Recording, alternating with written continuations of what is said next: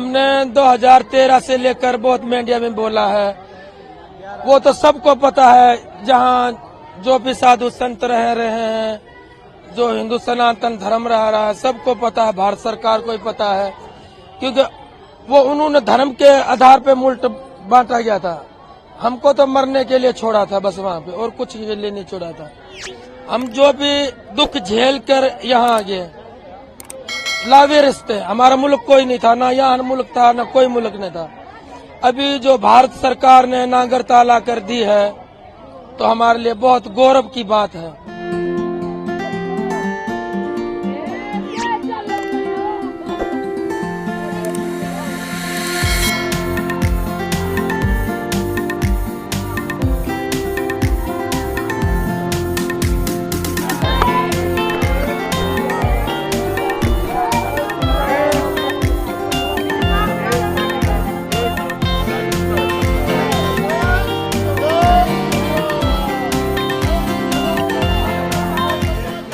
हमने 2013 से लेकर बहुत मीडिया में बोला है, वो तो सबको पता है। जहाँ जो भी साधु संत रह रहे हैं, जो हिंदू सनातन धर्म रह रहा है, सबको पता है, भारत सरकार को ही पता है, क्योंकि वो उन्होंने धर्म के आधार पे मुल्क बांटा गया था।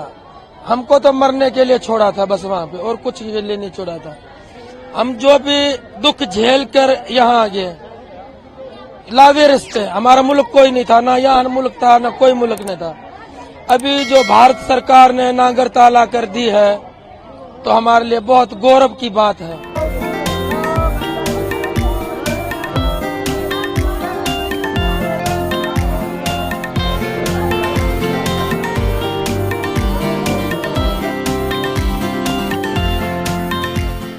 ये तो हमारा पहले से हक था भारत के अंदर, जो 1947 में जो हमारे से छीना गया था बंटवारे के समय। ये तो उस तरह से हमारे बच्चों का इंतजार था, हमारे माँ बाप का हमारा इंतजार था कि हमें नागरिकता भारत की मिल जाए और हमें भारत के बच्चे कहलाए। और हमें बहुत खुशी है आज के बहुत दिनों के बाद, जैसे हम बंटवारे के समय कट गए थे, अभी दोबारा हम भारत की माता के अंदर जुड़ गए हैं और भारत माता ने हमें गोद ले लिया है। और इस बात की हमें बहुत खुशी है कि हमारे बच्चे भी पढ़ेंगे लिखेंगे, भारत माता की सेवा करेंगे। इससे बढ़िया खुशी हमें और कुछ नहीं है।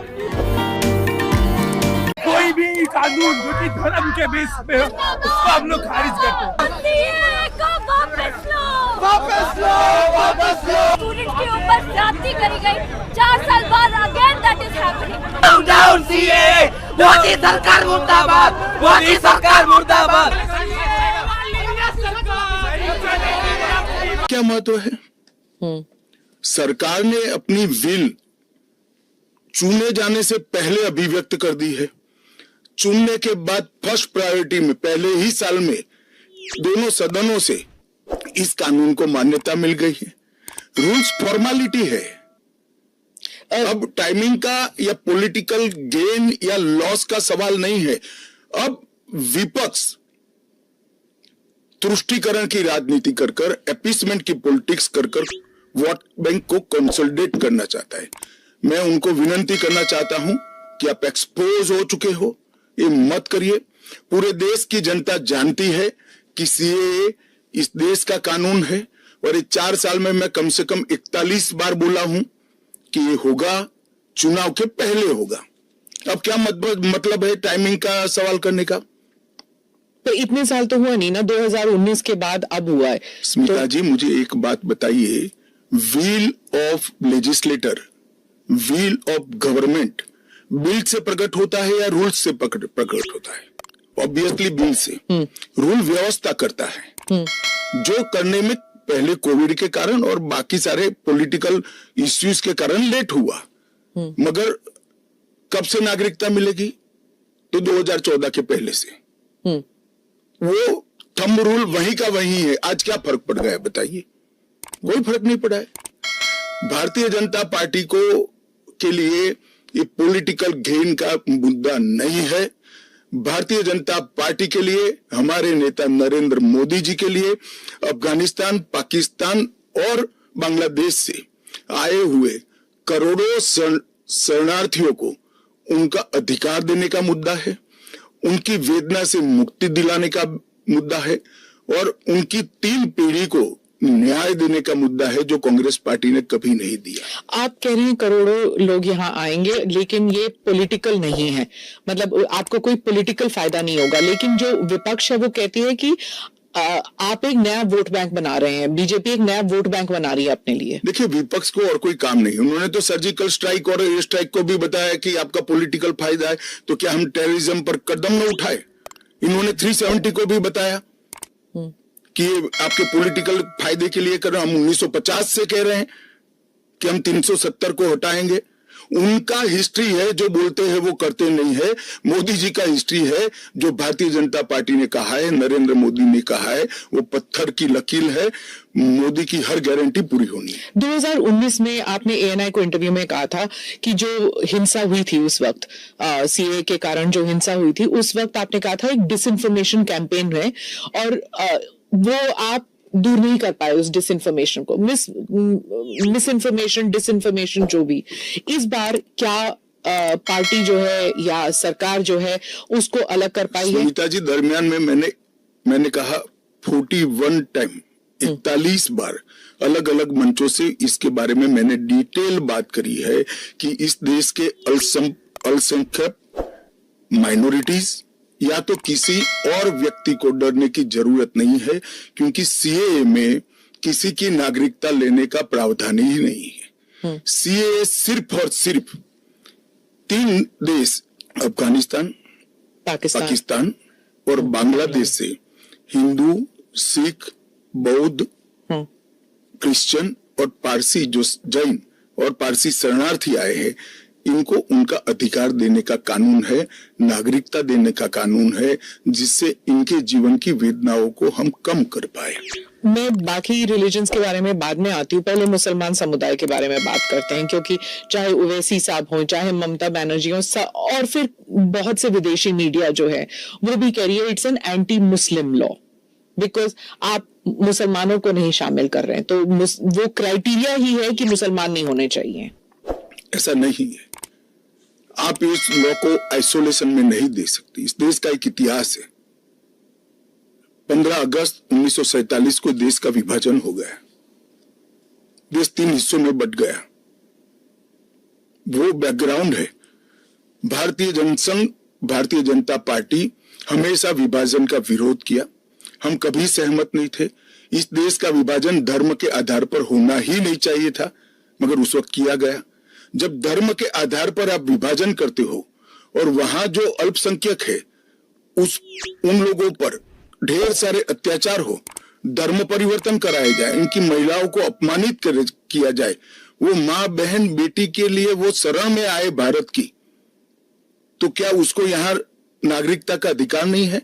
और स्वयं कांग्रेस के नेताओं ने आजादी के वक्त सैकड़ों भाषणों में कहा है कि अभी मारकाट चल रही है, अभी जहां है वहां रह जाइए, बाद में जब कभी भी भारत में आएंगे आपका स्वागत है। परंतु बाद में इलेक्टोरल पॉलिटिक्स चालू हुई, वोट बैंक की राजनीति चालू हुई। अपीसमेंट के कारण वो वादा कांग्रेस पार्टी ने कभी पूरा नहीं किया जो आज नरेंद्र मोदी पूरा कर रहे हैं। सर, जो बाकी समुदाय, बाकी जो रिलीजन्स हैं, चाहे हिंदूज हैं, जैन हैं, बुद्ध हैं, सिख हैं, उन सबको तो मैं मानती हूँ, ठीक है, they were religions born in India. पर पारसी और अगर आप पारसी और ईसाइयों को ला सकते हैं, वो जो रिलीजन्स है they were not born in India, तो अगर आप पारसी और ईसाइयों को ला सकते हैं तो मुसलमानों को क्यों नहीं? देखिए, मुस्लिम आबादी के लिए ही वो हिस्सा भारत का भाग नहीं है। वो भूमि इसीलिए दे दी गई थी। फिर तो हर देश से अव्यवस्था से जो आना चाहिए, इसके लिए भारत के दरवाजे खोल लो। भारत कहां बचता है? अखंड भारत के जो लोग हिस्सा थे और जिन पर धार्मिक प्रताड़ना हुई है, उसको शरण देना मैं मानता हूं हमारी नैतिक जिम्मेदारी है और हमारी कॉन्स्टिट्यूशनल रिस्पॉन्सिबिलिटी। और स्मिता जी, आप आंकड़े की गहराई में जाइए। जब विभाजन हुआ तब पाकिस्तान में 23% हिंदू थे, हिंदू और सिख थे। आज 3.7% बच गए। कहां गए सारे? इतने सारे तो यहां आए नहीं। धर्म परिवर्तन हुआ, अपमानित किया गया, दोयम दर्जे के नागरिक के नाते इनको रखा गया। कहां जाएंगे लोग? क्या देश इसका विचार नहीं करेगा? देश की पार्लियामेंट इसका विचार नहीं करेगी?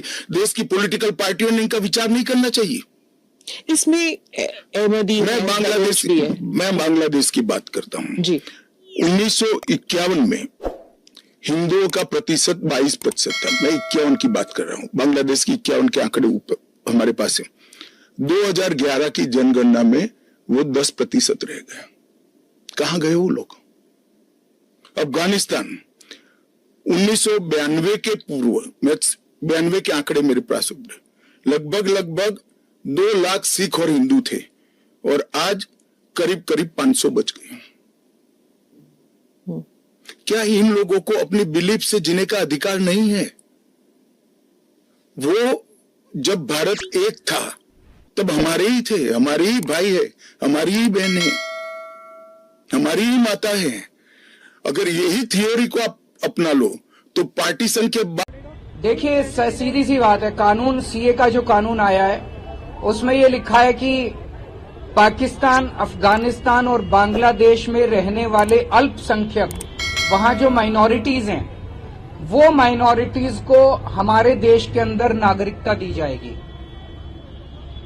वहां पे लगभग 2.5 से 3 करोड़ माइनॉरिटीज हैं, तीनों देशों के मिला के। अगर उनमें, वो बहुत गरीब देश हैं, अगर ऐसे हमने अपने दरवाजे खोल दिए उनके लिए, देश के दरवाजे खोल दिए उनके लिए, अगर उन 2.5-3 करोड़ लोगों में 1-1.5 करोड़ लोग भी हमारे देश में आ गए, उनको कहां बसाएंगे? उनको कहां रहने की जगह देंगे? वहां उनको जॉब्स कहां से देंगे? नौकरियां कहां से देंगे? घर कहां से आएंगे? तो जाहिर तौर पे जो नौकरियां और जो रोजगार हमारे बच्चों को मिलने चाहिए, वो रोजगार तो वो ले जाएंगे। और जो इतने सारे, इतनी भारी हम तो दरवाजे खोल रहे हैं, इतने गरीब लोग वहां से उठ के आ जाएंगे बाकी पड़ोसी देशों से, इतने गरीब लोग उठ के, मैं हिसाब लगा रहा था, अगर 1-1.5 करोड़ लोग भी आ गए आजादी के बाद 1947। Every majoritarian government has the same content. If this majoritarian government goes, somebody else will come. We have to be united. We have to be united for the nation.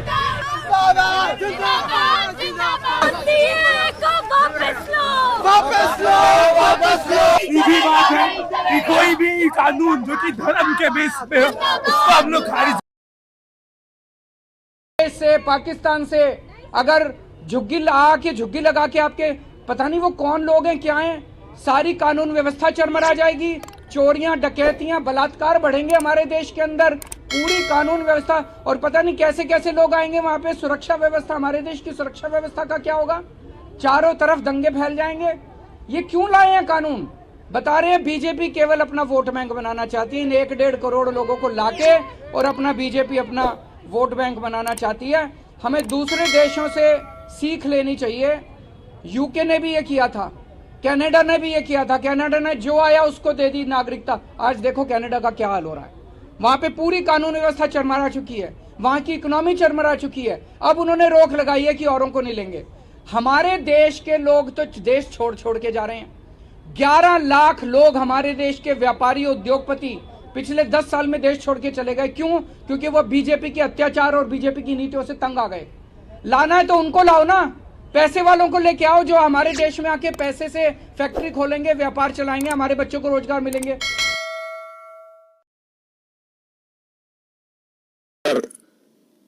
Cooperate न करे, ढूंढना बहुत दिक्कत होती है, क्योंकि कलेक्टर के हाथ में पूरा मसले। और डिटेंशन कैंप की बात, अगर वो दिन दूर नहीं है जी, वो दिन दूर नहीं है कि वहां पर भी भारतीय जनता पार्टी की सरकार आएगी और हम इसको कड़ाई से रोकेंगे। इसीलिए तो आपको चाणक्य कहते हैं पॉलिटिक्स। नहीं, मैं मानता हूं कि अगर इसी प्रकार की पॉलिटिक्स आप करेंगे, इतने महत्वपूर्ण राष्ट्रीय सुरक्षा के मुद्दे के साथ अपीसमेंट की पॉलिटिक्स कर घुसपैठ होने देंगे, जो शरणार्थी आए हैं उनको नागरिकता देने का विरोध करेंगे, तो जनता आपके साथ नहीं रहेगी।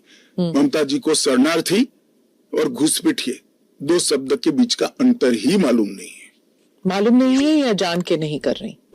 अब मैं तो जो बोलती है वो सच मानता हूं, इसलिए कह रहा हूं मालूम नहीं है। डिटेंशन कैंप के बारे में बताइए, इसके बारे में बहुत गलतफहमी आ रही है। ऐसा है, आप स्मिता जी इतनी जागरूक पत्रकार है, देश की जानी मानी पत्रकार है, आप भी स्वयं एक बार सीए को पढ़ लेती इसके रूल्स को पढ़ लेती तो मालूम पड़ता इसमें डिटेंशन कोई कैंप की प्रोविजन ही नहीं। जो इलीगल माइग्रेंट्स हैं, अगर उनके पास कोई दस्तावेज नहीं है, उन्हें वापस अपने देश भेजने से पहले उन्हें डिटेंशन कैंप में रखा जाता है। ये आपने डिटेंशन एरिया में, जेल में नहीं डाल सकते, ये आपने 2019 में मुझे समझाया था एक इंटरव्यू में। CAA में डिटेंशन कैंप नहीं है।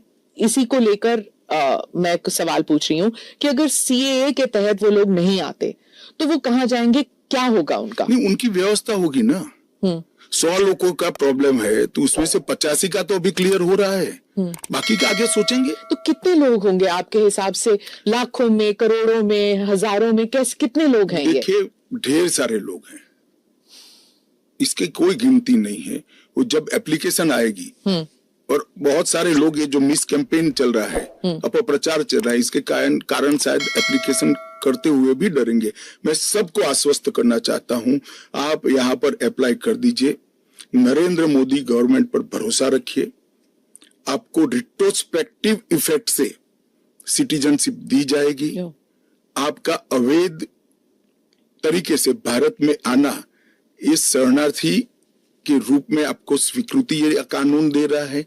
इसका कोई क्रिमिनल केस आप पर होगा नहीं और आपकी भारत में की हुई सारी एक्टिविटी को भी वैधता प्रदान की जाएगी। तो किसी को डरने की जरूरत नहीं।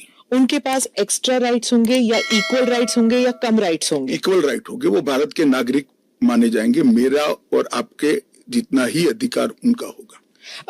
एक और बात थी, वो एक तो गलतफहमी, अप्रचार कहिए या जो भी है, या कंफ्यूजन ही कहिए कि असम में CAA लागू होगा या नहीं होगा, और NRC और CAA ये इनका क्रॉसिंग है कि नहीं, इंटर डिसिप्लिनरी? असम में जो NRC की ऑर्डर हुए वो सुप्रीम कोर्ट ऑफ इंडिया की, इसका CAA से कोई लेन देन नहीं है। आसाम नहीं, देश के हर हिस्से में CAA लागू होगा। सिर्फ नॉर्थ ईस्ट के राज्य जहां पर 2 प्रकार के विशेषाधिकार उनको दिए गए हैं, वो विशेषाधिकार के तहत जो राज्य आते हैं उनको ही CAA नहीं होगा। एक इनर लाइन परमिट का प्रोविजन है और संविधान की 6ठी अनुसूची में शामिल जनजातीय क्षेत्र है। हाँ, वो जो 6 शेड्यूल में वो असम के कुछ, जम्मू कश्मीर के कुछ इलाके, राजस्थान के कुछ इलाके, हिमाचल के कुछ इलाके आते हैं उसमें। वहाँ नहीं लागू होगा, बाकी सब जगह लागू होगा। पर लोग नहीं जानते ना, क्योंकि कुछ साल वो यहाँ हैं, कुछ साल, और जो ट्राइबल इलाके हैं उनका जो कॉम्पोजिशन है वो बदलेगा नहीं CAA की वजह से? जरा भी नहीं बदलेगा। ट्राइबल कॉम्पोजिशन और उनके अधिकार को हम जरा भी डाइल्यूट नहीं कर रहे हैं। हमने एक्ट में ही प्रोविजन कर दिया है कि जहां पर भी इनर लाइन परमिट है और जहां संविधान की 6ठी सूची में जो क्षेत्र शामिल किए गए हैं, इन पर वहां पर CAA नहीं लागू होगा और वहां के एड्रेस वाला एप्लीकेशन भी ऐप में अपलोड ही नहीं होता है।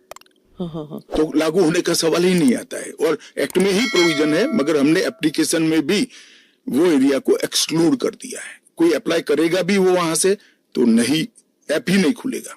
पर वो कहीं और जाके अप्लाई कर सकता है, तो वो भारत के नागरिक तो बन ही सकते हैं। हाँ, अच्छा, ओके। वो संविधान की 6ठी अनुसूची में सुरक्षित क्षेत्रों के नागरिक नहीं बन सकते। इनर लाइन परमिट से सुरक्षित क्षेत्रों के नागरिक नहीं बन सकते, वो भारत के नागरिक बन ही सकते हैं। आपने कहा हर जगह लागू होगा। केरल, तमिलनाडु, पश्चिम बंगाल, इन तीनों राज्यों ने कहा है कि हम यहाँ पर लागू नहीं होने देंगे। क्या उनके पास ये अधिकार है कि वो लागू नहीं करने देंगे? वो भी समझ रहे हैं कि उनको अधिकार नहीं है। हमारे संविधान के अनुच्छेद 11 में संसद ने नागरिकता के बारे में कानून बनाने का अधिकार केवल और केवल भारत की संसद को दिया गया है। एक केंद्र का विषय है, केंद्र और राज्यों का साझा विषय नहीं है। तो नागरिकता के बारे में कानून और कानून का इम्प्लीमेंटेशन, वो दोनों हमारे संविधान की 246/1 अनुच्छेद के माध्यम से इसको शेड्यूल 7 में डाला गया है, जो केंद्र की इसकी तमाम शक्तियां केंद्र को दी गई है। पर जैसे वेरिफिकेशन वगैरह है, पूरा जो ग्राउंड पे तो चेकिंग होगी ना, वो सब तो स्टेट गवर्नमेंट ही करेंगे। क्या वेरीफाई करना है? सिर्फ पोर्टल के थ्रू? वो तो इंटरव्यू में लेकर आएंगे कि मैं बांग्लादेश से आया हूं, देखिए मेरा पुराना डॉक्यूमेंट है। और वो राज्य में नहीं होगा इंटरव्यू? इंटरव्यू राज्य में भी हो सकता है, भारत सरकार करेगी। तो कोऑपरेशन की जरूरत नहीं है, क्योंकि ये करना ही होगा। मैं मानता हूं चुनाव के बाद सब कोऑपरेट करेंगे। ये पॉलिटिक्स के लिए गलत प्रचार कर रहे हैं, अपीसमेंट की पॉलिटिक्स। और क्या यहाँ मतलब बांग्लादेश, अफगानिस्तान, पाकिस्तान के जो शरणार्थी हैं, क्या वो तमिलनाडु में गए हैं? वहां पर मतलब स्टालिन इसको इतना बड़ा, मैं कोई पॉसिबिलिटी छोड़ना नहीं चाहता। एक भी है तो उसको नागरिकता देंगे। जी। जयराम रमेश, कांग्रेस के नेता, ने कहा है कि ये अनकॉन्स्टिट्यूशनल है। शशि थरूर कहते हैं कि अगर कांग्रेस जीत जाती है इलेक्शन या इंडिया अलायंस जीत जाती तो ये सीएए को रिपील कर दिया जाएगा। क्या कहेंगे आप? देखिए, उनको भी मालूम है कि इंडिया अलायंस सत्ता में नहीं आना है। मैं आज आपके चैनल पर कहना चाहता हूं, सीए के कानून को भारतीय जनता पार्टी की सरकार लाई है, नरेंद्र मोदी सरकार लाई है। इसको रिपील करना असंभव है। हम पूरे देश को जागरूक करेंगे और रिपील करने वालों को कहीं पर स्थान ही न मिले, इस स्थिति होगी। और जहां तक असंवैधानिक होने का सवाल है, वो आर्टिकल अनुच्छेद 14 का हवाला देते हैं। वो भूल जाते हैं कि अनुच्छेद 14 में 2 अपवाद रखे हुए हैं। एक रीजनेबल क्लासिफिकेशन का अपवाद है और दूसरा कानून के उद्देश्यों के साथ लॉजिकल संबंध होना चाहिए। तो वो आर्टिकल 14 का वायोलेशन नहीं करता है। इसमें रीजनेबल क्लासिफिकेशन बहुत स्पष्ट है कि जिन लोगों पर भारत के पुराने हिस्सों में आज वो विभाजन के कारण देश से कटे हैं, अफगानिस्तान, पाकिस्तान और बांग्लादेश में, जिन लोगों पर धार्मिक प्रताड़ना होने के कारण जो भारत की शरण में आए हैं, उसके लिए एक कानून है। तो रीजनेबल क्लासिफिकेशन बहुत स्पष्ट है और इसलिए ये पूरी तरह से संवैधानिक कानून है। एक और क्रिटिसिज्म है, महबूबा मुफ्ती कहती हैं कि ये सुप्रीम कोर्ट में जो है उसकी सुनवाई अभी बाकी है, तो इतनी जल्दबाजी क्यों? देखिए, हर कानून को कोई सुप्रीम कोर्ट में स्टे करेगा तो कानून का इम्प्लीमेंटेशन नहीं होगा। सुप्रीम कोर्ट के सामने न्याय मांगने के लिए जाना और सुप्रीम कोर्ट ने स्टे देना दो अलग बात है। इस कानून पर सुप्रीम कोर्ट का कोई स्टे नहीं है। 4 साल से लोग गए हैं, अभी लंबित है, मगर सुप्रीम कोर्ट ने इसके इम्प्लीमेंटेशन पर कुछ स्टे नहीं दिया है। मैं महबूबा जी को पूछना चाहता हूं, 370 पर 1951 में ही सुप्रीम कोर्ट में अर्जी हो गई थी, फिर क्यों इतने समय तक आप एंजॉय किए भाई? आप बताएंगे देश की जनता को? जब आपके पक्ष की बात होती है तब नैतिकता के पैरामीटर्स बदल जाते हैं। ऐसे नहीं होता है। देश का एक संविधान है, परंपराएं हैं, अदालतों की परिपाटी है, इसके हिसाब से देश चलता है। वो संविधान के बारे में बात करें तो यूबीटी जो ग्रुप है शिवसेना की, वो कहते हैं कि आपकी विफलताओं को छुपाने के लिए मेरा उद्धव जी से रिक्वेस्ट है कि कानून चाहिए या न चाहिए वो स्पष्ट करो पहले। क्या उद्धव जी बोल सकते हैं कि कानून नहीं आना चाहिए? मैं आज उनका आह्वान करता हूं, देश की जनता के सामने, महाराष्ट्र की जनता के सामने स्पष्ट करें कि ये नहीं होना चाहिए। हिंदू शरणार्थियों को, बौद्ध शरणार्थियों को, जैन, बौद्ध और क्रिश्चियन शरणार्थियों को नागरिकता नहीं मिलनी चाहिए। एक बार उद्धव जी स्पष्ट करे जरा। आपका इशारा आई वॉश आप कर रहे हो, टाइमिंग का सवाल दिख रहा, तत्वों का क्यों चर्चा नहीं करते हो? आपका इशारा बाल ठाकरे की तरफ। नहीं, मेरा तो उनकी ओर है। बाल ठाकरे साहब तो अब रहे नहीं, वो स्पष्ट करे, क्योंकि वो पहले बोलते थे जो नहीं, पार्लियामेंट में भी बोले हैं। अब उनको अल्पसंख्यकों के वोट चाहिए। अपीसमेंट की पॉलिटिक्स इसलिए आज उद्धव ठाकरे कर रहे हैं, हम नहीं कर रहे। हमारा डे 1 से स्पष्ट स्टैंड है कि भारत के कटे हुए हिस्से से जो शरणार्थी आए हैं ये 3 देशों से धार्मिक प्रताड़ना के कारण आए हैं। वहां के जो अल्पसंख्यक आए हैं उनको इस देश को नागरिकता देनी चाहिए। ओवैसी साहब पे आ जाती हूँ, जो आपके हमेशा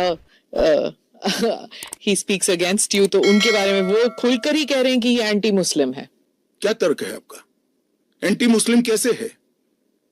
कि आप सिर्फ मुसलमानों को एक उसको आपने क्राइटेरिया बना दिया, ये मैं वो कह रहे हैं। क्राइटेरिया ये बना है कि जिस पर धार्मिक प्रताड़ना होती है इसको देंगे, और अगर वो मुसलमान भारत के पुराने हिस्से से मुसलमानों पर इसलिए धार्मिक प्रताड़ना नहीं हो सकती कि तीनों देश घोषित इस्लामी स्टेट है।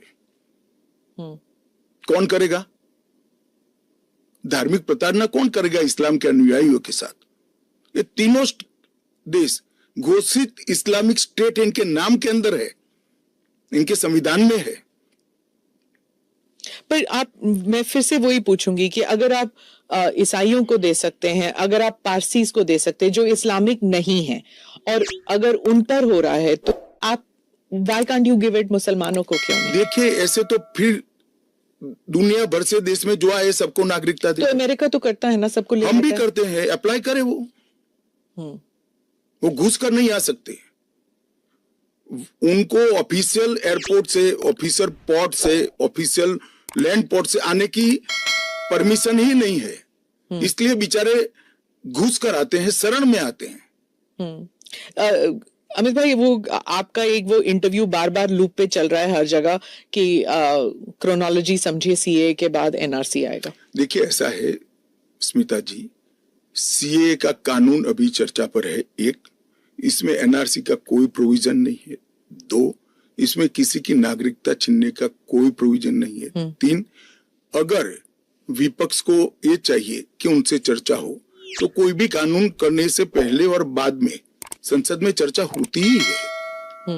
तो दोनों को मिक्सअप कर आप क्या लेना चाहते हो? अभी सिर्फ सीए चर्चा में है। जैसे सीए को इतना वक्त लगा, जिस तरह फार्म लॉज को रोल बैक किया गया क्योंकि सच अ लॉट ऑफ बैकलैश, तो क्या अगर इंटरनेशनल प्रेस में आने लगे और अगर यहाँ पर सड़कों पर लोग उतर आए तो क्या ये भी वापस ले लिया जाएगा? देखिए, सीए का कानून कभी वापस नहीं जाएगा, और भारत की नागरिकता सुनिश्चित करना ये भारत का विषय है, भारत की संप्रभुता का निर्णय है। इसके साथ हम कोई कॉम्प्रोमाइज नहीं कर सकते। जब हम ट्राइबल एरियाज की बात करते हैं, अभी आपने कहा कि जो 6 शेड्यूल और जो काउंसिल्स, ट्राइबल काउंसिल्स का एरिया था, वहां पर ये ऑटोनोमस काउंसिल्स जहां पर हैं वहां पर नहीं होगा, लागू नहीं होगा। इन एरियाज में जो है डेवलपमेंट होता नहीं है क्योंकि इतने सारे लेवल्स ऑफ गवर्नेंस होते हैं वहां पर। अब 2 दशक पहले की बात कर रही हैं। हाँ, आज वहां जाकर आइए, मोदी जी ने पूरे नॉर्थ ईस्ट में एयरपोर्ट वगैरह, हाँ, एयरपोर्ट बना दिए, रेल पहुंचने को आ गई, रोड बना दिए, हर घर में बिजली पहुंच गई, शौचालय पहुंच गया, हर घर में स्वास्थ्य की सुविधाएं पहुंच गई, गैस का सिलेंडर पहुंच गया, शिक्षा की भी उच्चतम शिक्षा संस्थान आज नॉर्थ ईस्ट में एस्टैब्लिश हुए हैं। जो पोर्टल से जब इनको नागरिकता मिलेगी, इससे उनको क्या क्या सुविधाएं मिलेगी? क्या आम नागरिक की तरह, या फिर जैसे उनको ये दिखाना पड़ेगा कि हाँ सीएए के तहत हमको नागरिकता मिली है? क्या ये अलग आइडेंटिटी? ना, वो भारत के आम नागरिक की तरह ही भारत के नागरिकों की सूची में सम्मान के साथ समाहित हो जाएंगे, और उनको मेरे और आपके जितना ही अधिकार होगा। वो चुनाव भी लड़ सकते हैं, एमएलए भी बन सकते हैं, एमपी भी बन सकते हैं, मुख्यमंत्री या केंद्र सरकार के मंत्री भी बन सकते हैं। राहुल गांधी जो न्याय यात्रा में बार बार सीए भी उठा रहे हैं और बाकी विषयों पर भी सरकार पर आरोप लगाते हैं कि अपनी विफलताओं को छुपाने के लिए कभी सीए लागू कर रहे हैं। मेरा आपसे रिक्वेस्ट है जी, कांग्रेस में आपकी अच्छी खासी पहुंच है, इस विषय पर राहुल जी से एक बार चर्चा कर डिटेल पूछ लो जरा। वो चर्चा नहीं कर रहे ना, वो मीडिया को वहां पर कह रहे हैं कि मीडिया जो है वो चर्चा नहीं करना चाहती क्योंकि वो हमारे हाथ बंधे हुए हैं, हमारा मुंह बंद है। नहीं, मगर इस कमरे में बैठकर आपको इंटरव्यू करे सीए पर और समझाए, जो वो बोल रहे हैं वो इतना समझा दे जनता को। राजनीति के अंदर आपके निर्णय को जस्टिफाई करने की जिम्मेदारी आपकी होती है। जैसे मेरी सरकार का फैसला ऐसी है, इसके बारे में मेरी पार्टी के तर्क, मेरी गवर्नमेंट के तर्क और क्यों ये देश के हित में है मुझे समझाना पड़ता है। जरा राहुल गांधी जी आपके इसी कमरे में आकर देश को समझा दे कि क्यों विरोध में है। आप कहते हैं कि ये राजनीतिक नहीं है, लेकिन आपके जो राजनीतिक स्पीचेस हैं तेलंगाना में, आपने कहा जब आप अपने वायदे गिनते हैं कि ये वायदे हमने पूरे किए, तो सीए भी उसमें है, तो इसमें राजनीतिक कहां से हो गया? तो फिर आपके तो हमारा एक वादा था कि देश के अर्थतंत्र को सुधारेंगे, तो क्या अर्थतंत्र मत सुधारो, पॉलिटिक्स कर रहे हो। फिर राजनीतिक कहां से हो गया? हम मानते हैं सीए देश के हित में है, इनका अधिकार है, इसलिए हमने दिया है। पॉलिटिक्स कहां से? वो भी कहना देना चाहिए। अगर राजनीतिक फायदा है तो उनको कौन रोक रहा है? पर सीए पे तो बहस हुआ नहीं ना, वो बात पास हो गया, उसके बाद पास कैसे हो गया? पार्लियामेंट में पूरी बहस करी हमने। तो अगर 400 सीट आते तो क्या वो फुल लाइसेंस हो जाता है कि आपके हिसाब से कि जनता ने कहा कि हमने आपको 400 सीट दी है, अब आप जो भी देश हित में समझे वो करते जाइए। ऐसे लाइसेंस जिन्होंने उपयोग करे, हमने तो कभी नहीं करे। हमने तो जनता ने जब जब आशीर्वाद दिया बड़ी जिम्मेदारी के साथ देश चलाया, चाहे अटल जी हो चाहे नरेंद्र भाई। इंदिरा गांधी ने एक बार लाइसेंस का दुरुपयोग किया था और फिर स्वयं चुनाव हार गई थी। तो इसका भी मैकेनिज्म पड़ा है ना। जो लाइसेंस का दुरुपयोग करेगा उसका भी मैकेनिज्म है। हमारे 5 साल के बाद पब्लिक के सामने जाना है, यहां समाप्त नहीं हो जाता है। ये आप कह रहे हैं, लेकिन जैसे फॉरेन मीडिया को अगर आप देखें, वो कह रहे हैं कि एक के बाद एक जो आपने किया है, चाहे ट्रिपल तलाक हो, 370 हो, सीएए हो। एक सेकंड, फॉरेन मीडिया को पूछे उनके देश में ट्रिपल तलाक है क्या? नहीं है। उनके देश में मुस्लिम पर्सनल लॉ है क्या? उनके देश में एक भी स्टेट में 370 जैसा प्रोविजन है क्या? फिर हमारे में हिंदू लॉ भी तो है, सक्सेशन लॉ है। इसका नाम हिंदू लॉ है, वो देश का नागरिक कानून ही है। फिर मैं उसी सवाल पे आती हूँ, चाहे सीए हो, यूसीसी हो, या यूसीसी नहीं, सीए हो, या फिर 370 हो, ट्रिपल तलाक हो, ये सब आपकी मेजॉरिटी की वजह से ये सब स्मूथली हो गया। अगर आप 400 लेकर आते हैं तो फिर तो कुछ और ही हो सकता है, इन द सेंस कि प्रियम्बल तक आप बदल सकते हैं, सोशलिज्म हटा देंगे, सेक्युलरिज्म हटा देंगे। हमारे संविधान की रचना करते वक्त ये सारी चीजें बहुत सोच समझकर बनाई गई हैं। तो मुझे बताइए कि जब जवाहरलाल नेहरू जी की पूर्ण बहुमत होती थी, इंदिरा जी की होती थी, राजीव गांधी को 400 सीट मिल गई, तो उस वक्त सब उचित था? नहीं था ना, इसीलिए तो उन्हें हटा दिया गया। तो हम भी नहीं करेंगे, उचित नहीं करेंगे, हम संयम नहीं रखेंगे, सेल्फ डिसिप्लिन नहीं रखेंगे, तो हमें भी बदल देंगे। ये तो कोई तर्क नहीं हुआ। देखिए, नरेंद्र मोदी के पास, इस देश के प्रधानमंत्री के पास 10 साल का ए ग्रेड पास्ट रिकॉर्ड है और 25 साल का प्लानिंग। 25 साल का प्लानिंग उन्होंने बनाया है कि 15 अगस्त 2047 को भारत पूर्ण विकसित भारत होगा। और उन्होंने पहली बार सरकार की मदद से नहीं, देश के 130 करोड़ लोगों को आह्वान लेकर संकल्प करा है कि सभी लोग जुटे, और ये 25 साल भारत को महान बनाने के 25 साल है। और मुझे बड़ा गर्व है कि मेरे नेता के आह्वान पर पूरा देश आज इस संकल्प से संकल्पित होकर अमृत काल के लिए तैयार होकर खड़ा है। इसके साथ साथ इस देश में गुड गवर्नेंस, इस देश के अर्थतंत्र को दुनिया के प्रमुख अर्थतंत्रों में शुमार करना, दुनिया भर के टेक्नोलॉजी और R&D के लिए एक प्लेटफॉर्म बनाना, भारत को मैन्युफैक्चरिंग का हब बनाना, भारत को हर क्षेत्र में आत्मनिर्भर बनाना, इस देश की शिक्षा व्यवस्था को दुनिया के साथ और दुनिया से आगे ले जाने का प्रयास करना, ये सारी चीजें हमने करी है और ये भी हमारा एजेंडा है। मगर आप जब हमारे भाषण में से कुछ चुन लेती हो तो यही मुद्दे चुनती हो। अगर आप चुनाव जीतते हैं अगले 5 साल में, एजेंडा क्या होगा? चलिए, एजेंडा हमारा घोषणा पत्र आएगा, इसमें आ जाएगा। आपका बहुत बहुत धन्यवाद।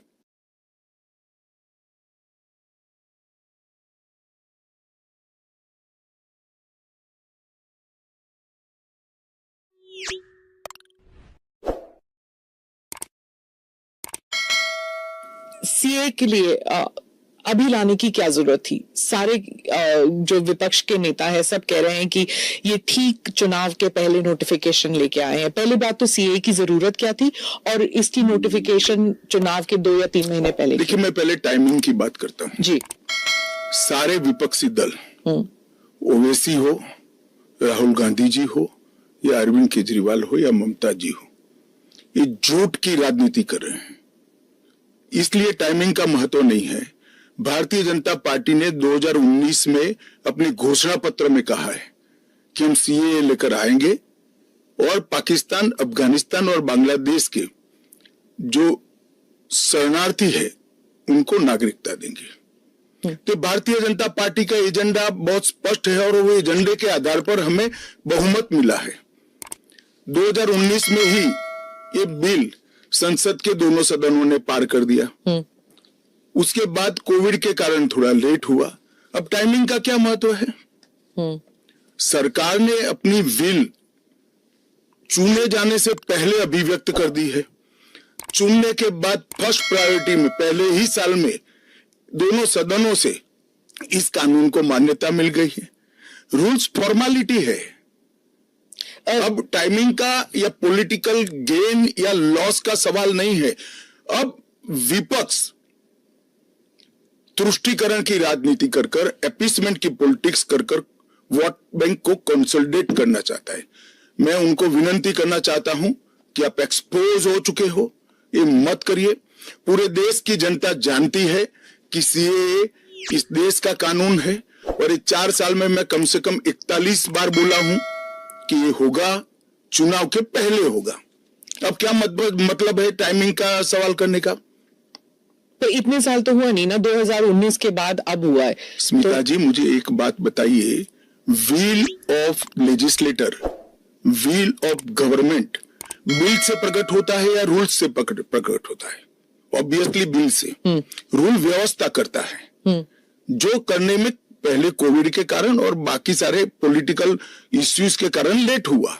मगर कब से नागरिकता मिलेगी? तो 2014 के पहले से।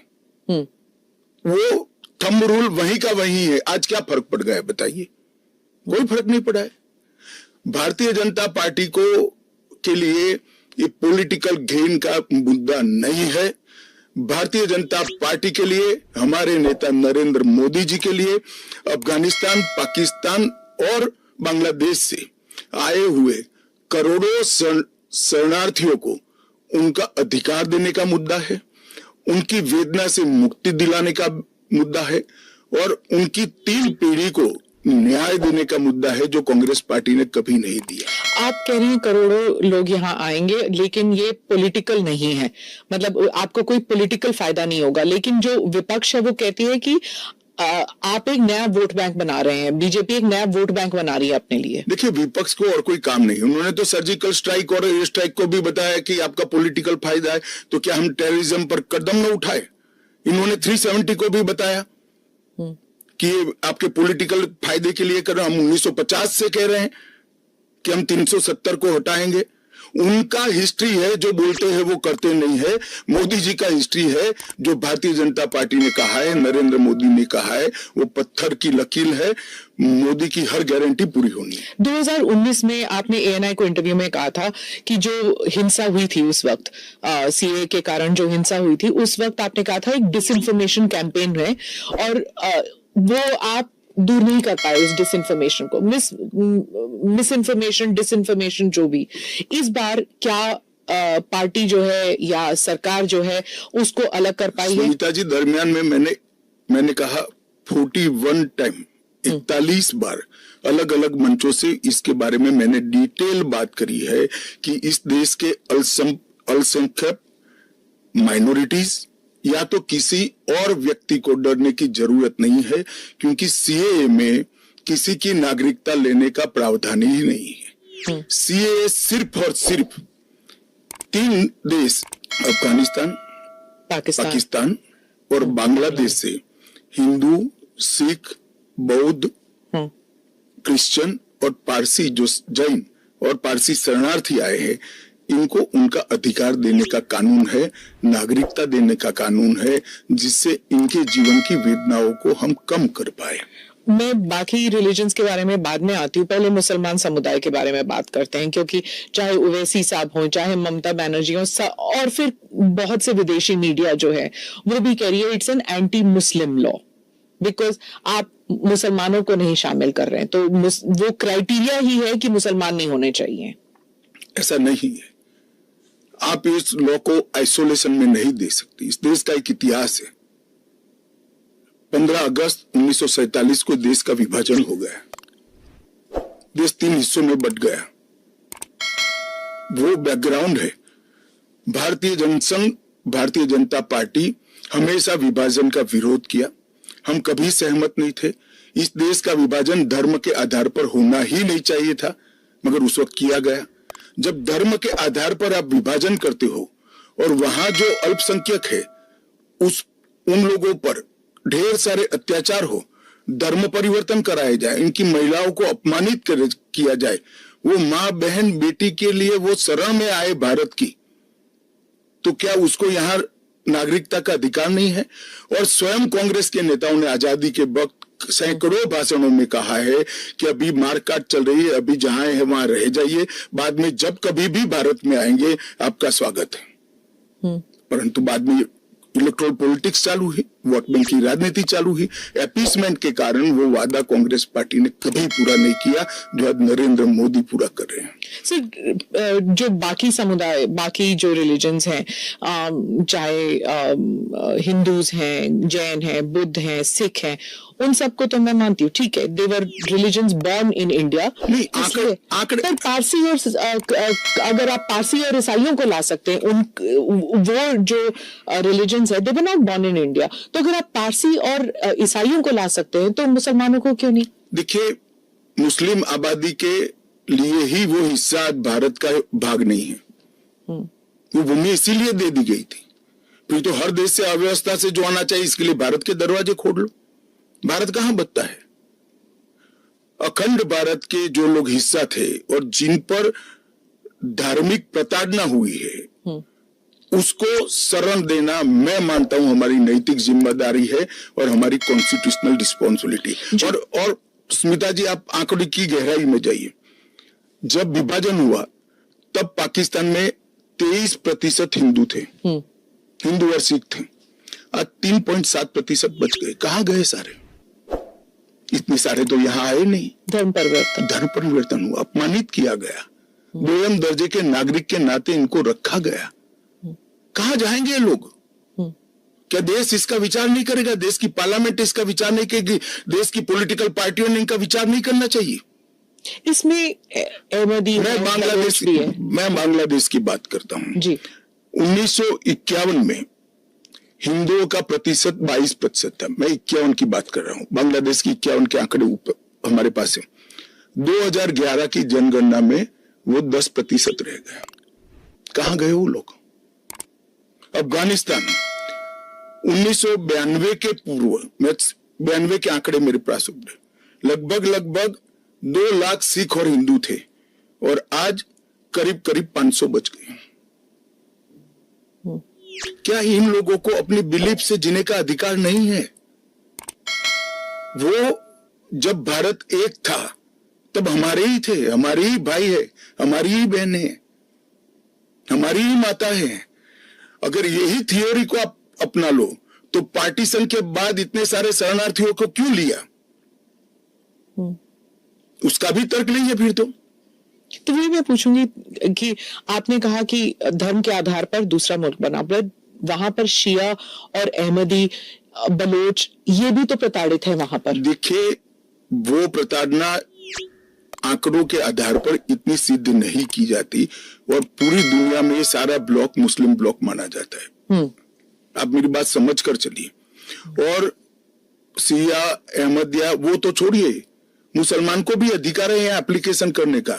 हमारे संविधान ने रास्ता खोला है, वो एप्लीकेशन कर रेफ्यूजी के तौर पर ना रेफ्यूजी के तौर पर नहीं, नागरिकता लेने के लिए अप्लाई कर सकते हैं। भारत सरकार इनकी भारत की सुरक्षा और भारत की बाकी सारी चीजों को देखते हुए उसका निर्णय करेगी। अच्छा, तो एक रास्ता किसी के लिए बंद नहीं है। ये स्पेशल एक्ट इसलिए बनाया है कि ये किसी भी वैध डॉक्यूमेंट के बगैर शरण में आए हैं, बॉर्डर क्रॉस कर आ गए हैं। तो अब आपने पोर्टल भी खोल दिया है, उसमें वो सारे डिटेल्स करेंगे।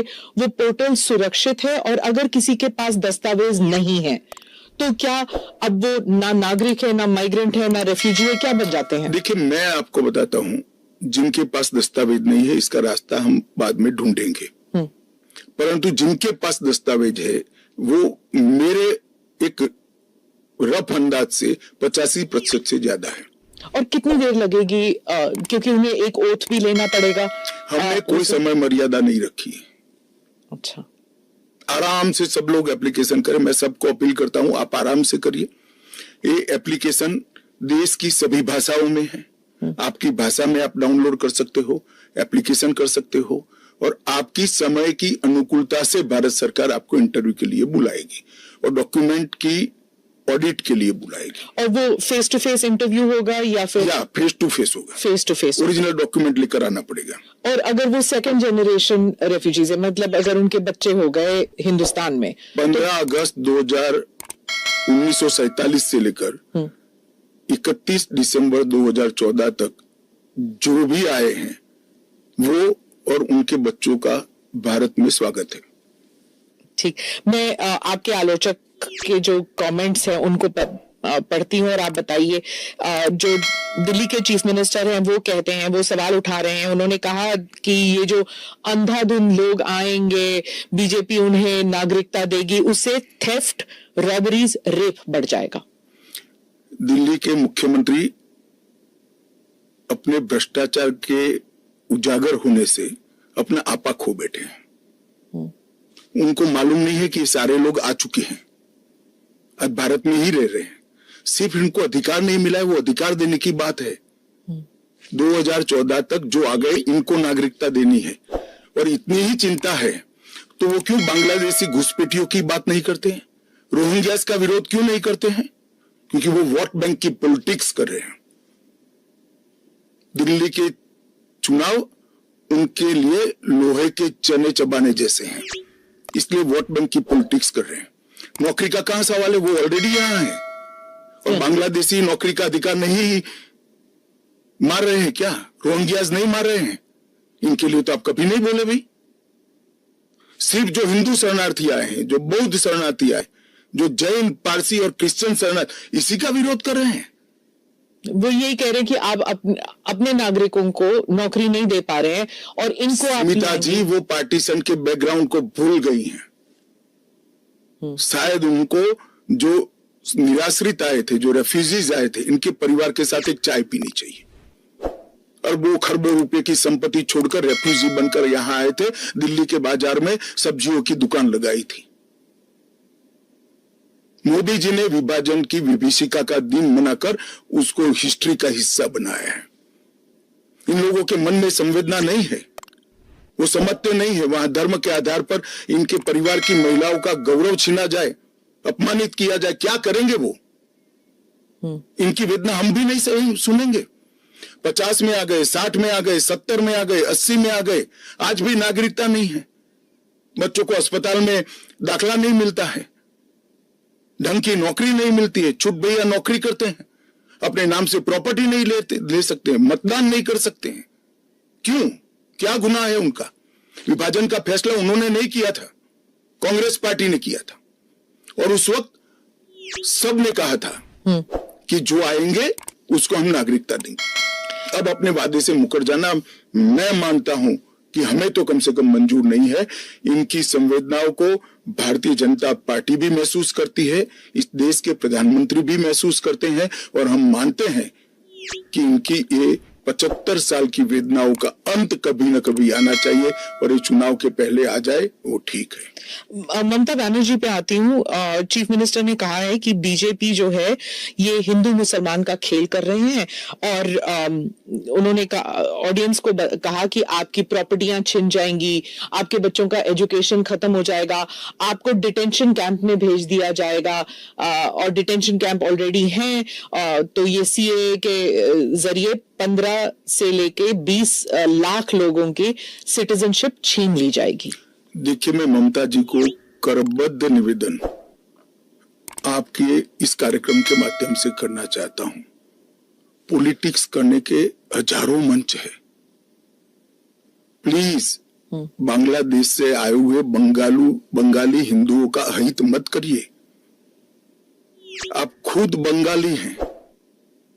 बांग्लादेश से जो बंगाली हिंदू आए हैं, इनको नागरिकता देने के लिए एक कानून है। ममता जी को मैं खुली चुनौती देता हूं, इस कानून की धारा में से किसी की नागरिकता छीनने की एक धारा वो बता दे सार्वजनिक रूप से। वो खौफ पैदा कर रही है, हिंदू और मुसलमानों के बीच में विवाद कराना चाहती है, अपनी वोट बैंक का कंसोलिडेशन करना चाहती है। ममता जी, इसको मत रोकिए। करने जैसा काम है, घुसपैठ रोकिए। नहीं रोक रही है वो नहीं कर रही, आप हमें कोऑपरेट नहीं कर रही। आसाम में कंप्लीट घुसपैठ रोक गया क्योंकि वहां भारतीय जनता पार्टी का शासन है। किस तादाद तक घुसपैठ हुआ है और कब से हो रहा है? देखिए, इसके अधिकृत आंकड़े जब तक राज्य सरकार कोऑपरेट न करे, ढूंढना बहुत दिक्कत होती है, क्योंकि कलेक्टर के हाथ में पूरा मसला है। और डिटेंशन कैंप की बात, अगर वो दिन दूर नहीं है जी, वो दिन दूर नहीं है कि वहां पर भी भारतीय जनता पार्टी की सरकार आएगी और हम इसको कड़ाई से रोकेंगे। इसीलिए तो आपको चाणक्य कहते हैं पॉलिटिक्स। नहीं, मैं मानता हूं कि अगर इसी प्रकार की पॉलिटिक्स आप करेंगे, इतने महत्वपूर्ण राष्ट्रीय सुरक्षा के मुद्दे के साथ अपीसमेंट की पॉलिटिक्स कर घुसपैठ होने देंगे, जो शरणार्थी आए हैं उनको नागरिकता देने का विरोध करेंगे, तो जनता आपके साथ नहीं रहेगी। ममता जी को शरणार्थी और घुसपैठिए दो शब्द के बीच का अंतर ही मालूम नहीं है या जान के नहीं कर रही? अब मैं तो जो बोलती है वो सच मानता हूं, इसलिए कह रहा हूं मालूम नहीं है। डिटेंशन कैंप के बारे में बताइए, इसके बारे में बहुत गलतफहमी आ रही है। ऐसा है, आप स्मिता जी इतनी जागरूक पत्रकार है, देश की जानी मानी पत्रकार है, आप भी स्वयं एक बार सीएए को पढ़ लेती, इसके रूल्स को पढ़ लेती, तो मालूम पड़ता इसमें डिटेंशन कोई कैंप की प्रोविजन ही नहीं। जो इलीगल माइग्रेंट्स हैं, अगर उनके पास कोई दस्तावेज नहीं है, उन्हें वापस अपने देश भेजने से पहले उन्हें डिटेंशन कैंप में रखा जाता है। ये आपने डिटेंशन एरिया में, जेल में नहीं डाल सकते, ये आपने 2019 में मुझे समझाया था एक इंटरव्यू में। सीएए में डिटेंशन कैंप नहीं है।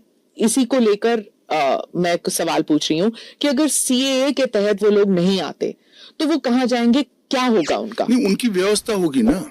100 लोगों का प्रॉब्लम है तो उसमें से 85 का तो अभी क्लियर हो रहा है, बाकी का आगे सोचेंगे। तो कितने लोग होंगे आपके हिसाब से? लाखों में, करोड़ों में, हजारों में, कैसे, कितने लोग हैं? देखिए, ढेर सारे लोग हैं, इसकी कोई गिनती नहीं है। वो जब एप्लीकेशन आएगी और बहुत सारे लोग, ये जो मिस कैंपेन चल रहा है, अपप्रचार चल रहा है, इसके कारण शायद एप्लीकेशन करते हुए भी डरेंगे। मैं सबको आश्वस्त करना चाहता हूं, आप यहां पर अप्लाई कर दीजिए। नरेंद्र मोदी गवर्नमेंट पर भरोसा रखिए, आपको रिट्रोस्पेक्टिव इफेक्ट से सिटीजनशिप दी जाएगी।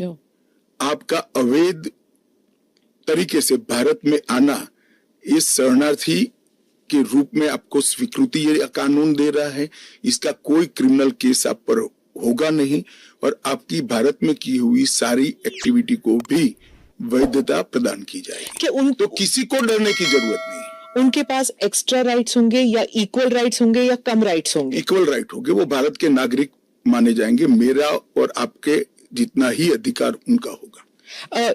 एक और बात थी, वो एक तो गलतफहमी, अप्रचार कहिए या जो भी है, या कंफ्यूजन ही कहिए, कि असम में सीएए लागू होगा या नहीं होगा, और एनआरसी और सीएए ये इनका क्रॉसिंग है कि नहीं, इंटर देखिए, असम में जो एनआरसी की ऑर्डर हुए वो सुप्रीम कोर्ट ऑफ इंडिया की, इसका सीएए से कोई लेन देन नहीं है। आसाम नहीं, देश के हर हिस्से में सीएए लागू होगा। सिर्फ नॉर्थ ईस्ट के राज्य जहां पर 2 प्रकार के विशेषाधिकार उनको दिए गए हैं, वो विशेषाधिकार के तहत जो राज्य आते हैं उनको ही सीएए नहीं होगा। एक इनर लाइन परमिट का प्रोविजन है और संविधान की 6ठी अनुसूची में शामिल जनजातीय क्षेत्र हैं। हाँ, वो जो 6 शेड्यूल जो 6 शेड्यूल में वो असम के कुछ जम्मू कश्मीर के कुछ इलाके, राजस्थान के कुछ इलाके, हिमाचल के कुछ इलाके आते हैं उसमें। वहाँ नहीं लागू होगा, बाकी सब जगह लागू हो जाएगा। पर लोग नहीं जानते ना, क्योंकि कुछ साल वो यहाँ हैं, कुछ साल, और जो ट्राइबल इलाके हैं उनका जो कॉम्पोजिशन है वो बदलेगा नहीं सीए की वजह से? जरा भी नहीं बदलेगा। ट्राइबल कॉम्पोजिशन और उनके अधिकार को हम जरा भी डाइल्यूट नहीं कर रहे हैं। हमने एक्ट में ही प्रोविजन कर दिया है कि जहां पर भी इनर लाइन परमिट है और जहां संविधान की 6ठी सूची में जो क्षेत्र शामिल किए गए हैं, इन पर वहां पर सीए नहीं लागू होगा और वहां के एड्रेस वाला एप्लीकेशन भी ऐप में अपलोड ही नहीं होता है। तो लागू होने का सवाल ही नहीं आता है। और एक्ट में ही प्रोविजन है, मगर हमने एप्लीकेशन में भी वो एरिया को एक्सक्लूड कर दिया है। कोई अप्लाई करेगा भी वो वहां से तो नहीं, ऐप ही नहीं खुलेगा। पर वो कहीं और जाके अप्लाई कर सकता है तो वो भारत के नागरिक तो बन ही सकते हैं। हाँ, अच्छा, ओके। वो संविधान की 6ठी अनुसूची में सुरक्षित क्षेत्रों के नागरिक नहीं बन सकते। इनर लाइन परमिट से सुरक्षित क्षेत्रों के नागरिक नहीं बन सकते, वो भारत के नागरिक बन ही सकते हैं। आपने कहा हर जगह लागू होगा। केरल, तमिलनाडु, पश्चिम बंगाल, इन तीनों राज्यों ने कहा है कि हम यहाँ पर लागू नहीं होने देंगे। क्या उनके पास ये अधिकार है कि वो लागू नहीं करने देंगे?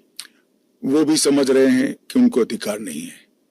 हमारे संविधान के अनुच्छेद 11 में संसद ने नागरिकता के बारे में कानून बनाने का अधिकार केवल और केवल भारत की संसद को दिया गया है।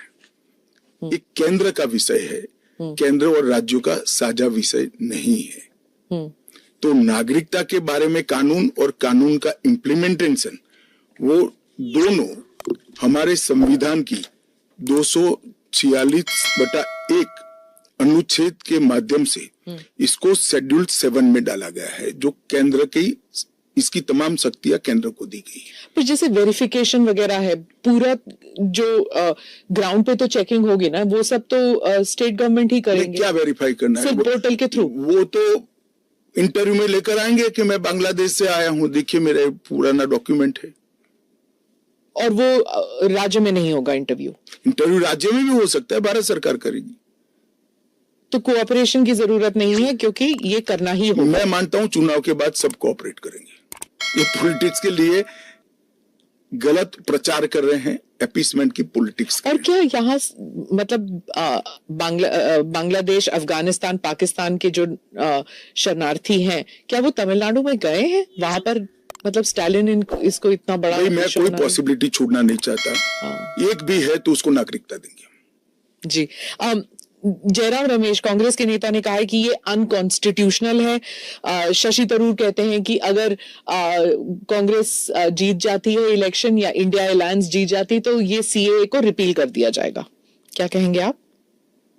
देखिए, उनको भी मालूम है कि इंडिया अलायंस सत्ता में नहीं आना है। मैं आज आपके चैनल पर कहना चाहता हूं, सीए के कानून को भारतीय जनता पार्टी की सरकार लाई है, नरेंद्र मोदी सरकार लाई है। इसको रिपील करना असंभव है। हम पूरे देश को जागरूक करेंगे और रिपील करने वालों को कहीं पर स्थान ही न मिले, इसी स्थिति होगी।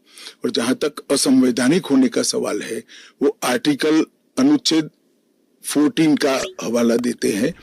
वो भूल जाते हैं कि अनुच्छेद 14 में 2 अपवाद रखे हुए हैं। एक रीजनेबल क्लासिफिकेशन का अपवाद है और दूसरा कानून के उद्देश्यों के साथ लॉजिकल संबंध होना चाहिए। तो वो आर्टिकल 14 का वायोलेशन नहीं करता है।